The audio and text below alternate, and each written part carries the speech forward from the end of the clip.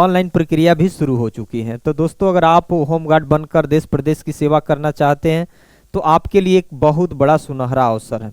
दोस्तों, आज के इस वीडियो में हम यह जानते हैं कि किस जनपद में कुल कितनी सीटें हैं, इसके बारे में जान लेते हैं, क्योंकि हर अभ्यर्थी के मन में इच्छा होती है कि हमारे जनपद में कुल कितनी सीटें हैं। तो देखिए, आगरा में कितनी सीटें हैं, टोटल 1232 सीटें हैं। और इसमें ये देख लीजिएगा, सामान्य के लिए कितना है, एससी के लिए कितना है, एसटी के लिए कितना है, ओबीसी के लिए कितना है और ईडब्ल्यूएस के लिए कितना है, ये पद है। आप लोग इसको थोड़ा सा देख लीजिए अपने स्तर पे, साफ क्लियर दिख भी रहा है। ठीक, हम साइड हो जा रहे हैं, बाकी का आप देख लीजिएगा। उसके बाद महिलाओं के लिए, भूतपूर्व सैनिक के लिए जो आरक्षण की बात है तो उसको भी देखेंगे। ठीक, जितनी भी सीटें हैं तो समझ लीजिए कि जितनी भी सीटें हैं उसका 20% महिलाओं के लिए भी आरक्षित है। अगर 100 सीट अगर किसी जनपद में है तो समझ लीजिएगा कि 20 सीट किसके लिए हैं, महिलाओं के लिए है।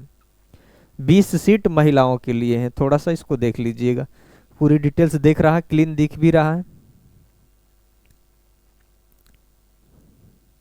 और उसके बाद ये भी समझ लीजिए, इसमें योग्यता है आपका हाई स्कूल है। और जो पेपर में तो न्यूज में जो निकल कर आया था कि जीएस के 100 प्रश्न होंगे, लेकिन उसके साथ साथ मैंने सरकारी रिजल्ट की इसके वेबसाइट पर गया तो उसमें 150 क्वेश्चन दिखा रहा है और मैथ और रीजनिंग प्लस जीएस दिखा रहा है। ठीक, तो आप मैथ और रीजनिंग, जीएस और निगेटिव मार्किंग भी दिखा रहे हैं, 0.5 दिखा रहा है, यानी आधे निगेटिव मार्किंग भी शो कर रहा है।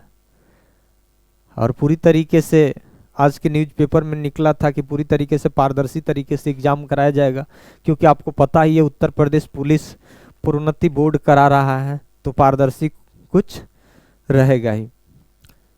ये सब अपने जनपद की सीटें देख लीजिएगा। और ओबीसी में कितनी है, एससी में कितनी है, एसटी में कितनी है।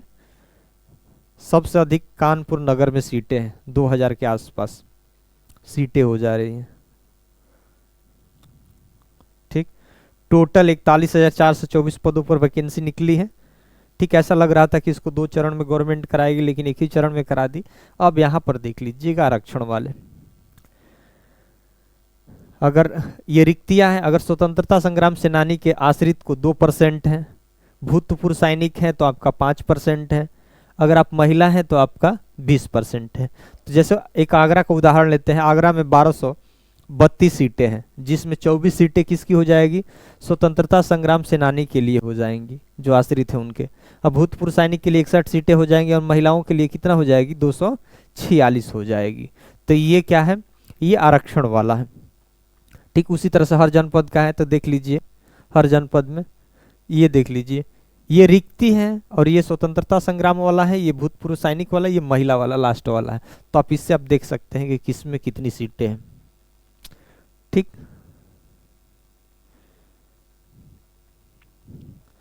सबसे कम हमें लगता है कि संत कबीर नगर भदोही में है, शायद 43 सीटें हैं। कानपुर नगर में सबसे अधिक सीटें हैं, इसको आप देख लीजिए। और मैं बता रहा था कि इसकी योग्यता हाई स्कूल है। और इसमें अगर और आपके पास एनसीसी है, ड्राइवरी लाइसेंस है, आपदा प्रशिक्षण प्रमाण पत्र है, तो उसके लिए कुछ अंक का वेटेज मिलेगा। लेकिन साथ ही साथ ये भी देखना है कि इसमें जो भी जिलेवार मेरिट घोषित की जाएगी, ठीक, तो किसी जिले में कम भी जा सकती है मेरिट, किसी में अधिक भी जाएगी। ठीक, तो आप सबसे जरूरी है इसमें एग्जाम क्वालिफाई करना। एग्जाम में आपको पूरी तरीके से फोकस करना है, क्योंकि अभी तो जीएस ही दे रहा था, लेकिन सरकारी रिजल्ट पे हमने गया तो उसमें मैथ और रीजनिंग भी दे दिया। टोटल 150 क्वेश्चन बता रहा है और 0.5 निगेटिव मार्किंग शो कर रहा है।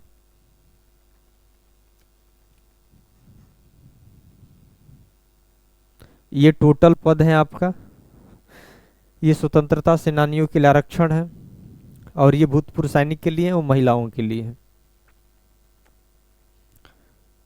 ठीक, इसको भी देख लीजिए। जिस जनपद के होंगे जरूर एक बार कमेंट कर दीजिएगा कि सर मैं आपका इस जनपद से वीडियो देख रहा हूँ। ठीक, और सब्सक्राइब तो अक्सर कर लीजिएगा, सब्सक्राइब आप कर लीजिएगा। इसमें देख लीजिए, यहाँ भाई कहा गया है कि कोई भी इसमें पात्र शारीरिक और मानसिक रूप से दिव्यांग व्यक्ति इसमें इसके लिए एलिजिबल नहीं होंगे। और जिस जनपद के अगर आप हैं उसी जनपद में ही आवेदन करेंगे। अगर आप बलिया से हैं तो बलिया में ही आवेदन करेंगे, आप गाजीपुर में नहीं आवेदन कर सकते हैं। तो उस जनपद का आपका मूल निवासी होना चाहिए, डोमिसाइल वहीं के होना चाहिए। और यहाँ देख लीजिए शासनाध्याय दिनांक के अनुसार जनपद के मूल निवास प्रमाण पत्र के अतिरिक्त जनपद का डोमिसाइल प्रमाण पत्र भी मान्य होगा। तो ये चीज़ें हैं। ऑनलाइन प्रक्रिया वाला देख लीजिए, ऑनलाइन प्रक्रिया कब से शुरू है। ऑनलाइन आवेदन करने की तिथि 18/11 से शुरू है, 18/11/2025 से शुरू है और अंतिम कब तक चलेगी, 17/12/2025 तक चलेगी।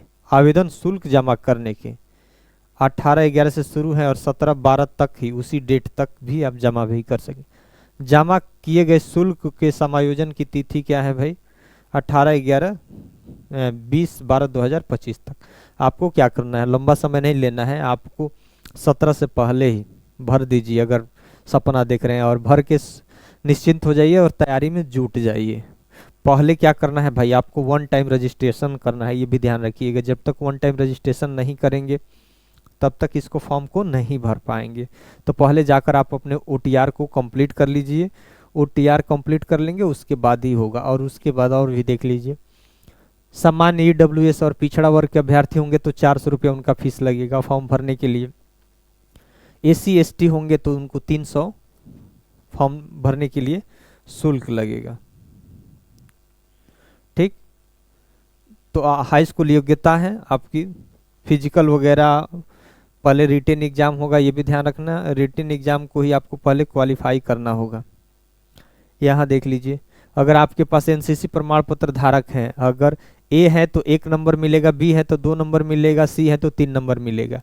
यानी अगर आपने NCC किया है, प्रमाण पत्र A है तो 1 नंबर, B है तो 2 नंबर, C है तो 3 नंबर, यानी तीनों होगा तो आपको 3 अंक का वेटेज मिल जाएगा। स्काउट गाइड का प्रमाण पत्र होगा तो 1 मिलेगा। अगर आपदा मित्र प्रशिक्षण होगा तो उसके लिए भी आपको 3 अंक मिलेंगे।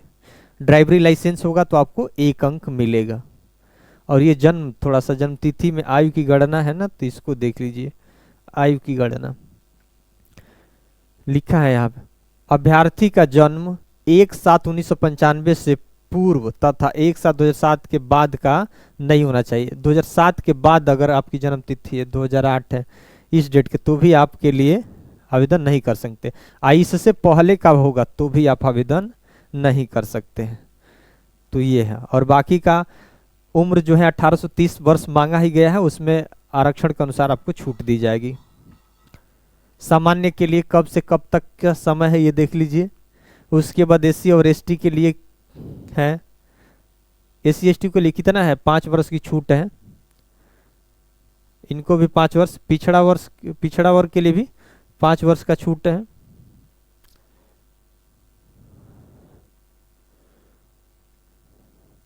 अब देखिए यहाँ पर इस शासनादेश में क्या दिया है, इसमें तो दिया है सिर्फ सामान्य अध्ययन के 100 प्रश्न होंगे और कुल 100 अंक का होगा, 2 घंटा होगा। ठीक, प्रत्येक प्रश्न के लिए 1 अंक निर्धारित है। लेकिन इसी को सरकारी रिजल्ट अगर खोल के देख रहे हैं ना, तो देखिए यहाँ क्या लिख रहा है, 2 घंटे 120 मिनट का होगा, जिसमें प्रश्नों की संख्या 100 होगी, कुल 100 अंक के होंगे और प्रत्येक प्रश्न 1 अंक के होंगे। लेकिन इसी को थोड़ा सा यहाँ देख लीजिए, मैं आपको दिखा देता हूँ। यहाँ तो GS के आपका प्रश्न पूछा ही जाएगा। यहाँ देखिए सरकारी रिजल्ट पे देख लीजिए,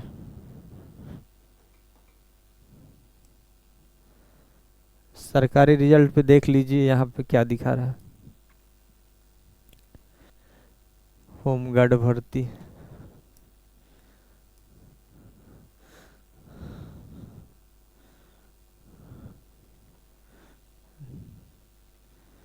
समझ लीजिए कि अगर हाइट 1.68 है, किसका, जनरल OBC और SC का है।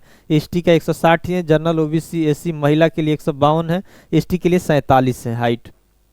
चेस्ट 79-84 है, जनरल OBC SC के लिए, ST के लिए 77-82 है, इसके लिए कोई नहीं। वजन जनरल OBC के लिए आपका 40 kg का होना चाहिए, ST का भी वेट में 40 kg वजन होना चाहिए। अब यहाँ देख लीजिए जो मैं बात बता रहा था, इसमें जो शो कर रहा है, अब क्या पता ना इसमें बदलाव होगा कि नहीं होगा, क्योंकि अब तो शासनादेश में जो चिट्ठी आई है उसमें तो शो कर रहा है, देखिए general Hindi, general knowledge, numerical and mental ability, teaching aptitude, reasoning, teaching नहीं, mental aptitude, 150 question, 150 question, 300 marks, 300 marks दे रहा है ना। यहाँ पर लिखा negative marking 0.5 marks will be deducted each wrong answer. तो थोड़ा सा भी इसको अब हो सकता है अपडेट हो जाए। तो यहाँ पे तो ये शो कर रहा है। तो आप फॉर्म भर लीजिए, तैयारी में जुट जाइए, ठीक। सिलेबस भी अब निर्धारित हो जाएगा। सामान्य अध्ययन तो संभवतः यही प्रश्न पूछा जाएगा सामान्य अध्ययन से ही।